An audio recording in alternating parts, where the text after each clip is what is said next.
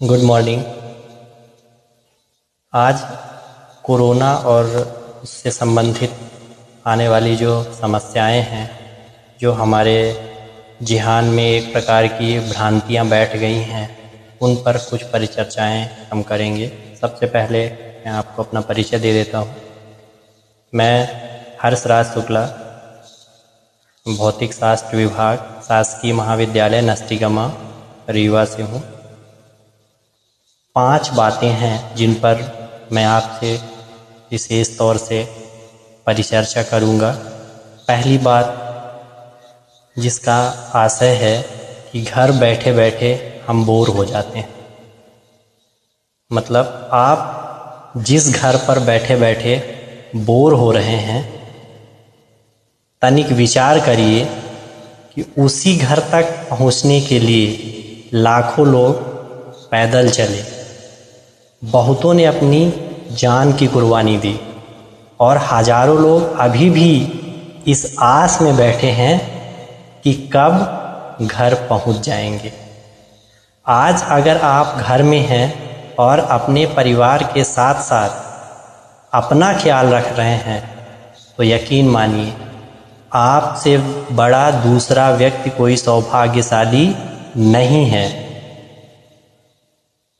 दूसरी बात यह है कि हम सभी बहुत से न्यूज़ चैनलों के माध्यम से, ई मीडिया के माध्यम से या सोशल मीडिया के माध्यम से कोरोना और उससे संबंधित जो भी आंकड़े या जानकारियां मिल रही हैं, अर्थात जो उपचार से संबंधित जो भी घटनाएं हो रही हैं, उसमें आप देख रहे होंगे कि अभी तक कोई भी वैक्सीन नहीं बनाई गई। जो बनाई गई हैं वो अभी लैब टेस्टिंग में हैं। मीन्स उनको आने में भी अभी कुछ महीने या वर्ष का समय लग सकता है। इस स्थिति में अगर आप अपने देश के आंकड़े या पूरे विश्व के आंकड़ों पर एक नज़र दौड़ाएं तो आप पाएंगे कि प्रायः वही लोग संक्रमण से स्वस्थ हुए या उन्हीं लोगों पर संक्रमण का प्रभाव बिल्कुल भी नहीं हुआ जिनका इम्यूनिटी लेवल हाई यानी अच्छा था। अब सबसे महत्वपूर्ण बात तो ये आती है कि इम्यूनिटी लेवल मीन्स यहाँ से हमें रिजल्ट क्या मिला, हमें अपना इम्यूनिटी लेवल मेंटेन रखना है। मतलब अब जो हमारी तीसरी बात है वो है सिर्फ और सिर्फ संबंधित इस बात से कि अपना इम्यूनिटी लेवल कैसे बनाए रखें या कैसे बढ़ाएं अथवा उसको कैसे कम नहीं होने दें। तो इम्यूनिटी लेवल को बढ़ाने के लिए कुछ विशेष बातें हैं, सामान्यतः 8-10 बातें हैं। इनको थोड़ा सा अगर आप बिल्कुल से पूरी तरह से या आंशिक रूप से किसी भी तरह से पालन करेंगे तो आपका इम्यूनिटी लेवल बढ़ेगा ही। पहला है योगा। अगर आप योगा करते हैं तब भी आपका इम्यूनिटी लेवल बढ़ेगा। दूसरा है व्यायाम अथवा कोई भी खेल।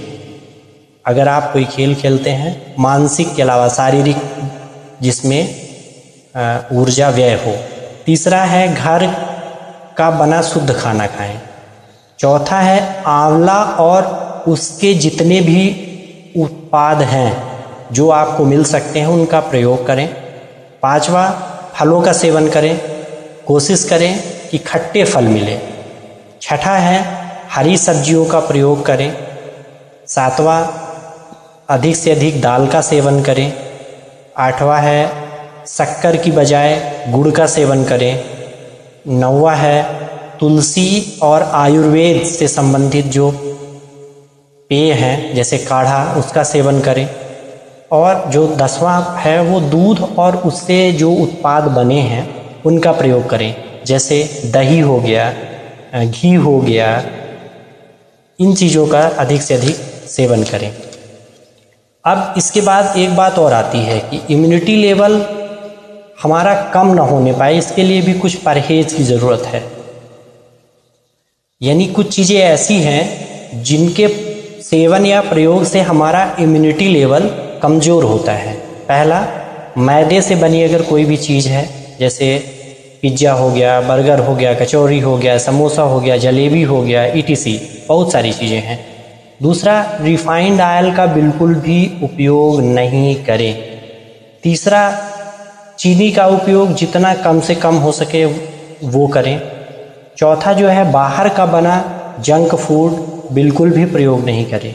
पांचवा, एक जो महत्वपूर्ण चीज़ है, अभी भी बहुत से भारत में ग्रामीण अंचल में ऐसे क्षेत्र हैं जहां पर भोजन को पकाने, परोसने और उपयोग करने तक के लिए एल्युमिनियम के बर्तनों का प्रयोग किया जाता है, तो उसका प्रयोग बिल्कुल से पूर्णतः बंद कर दें या जितना हो सके कम से कम करें।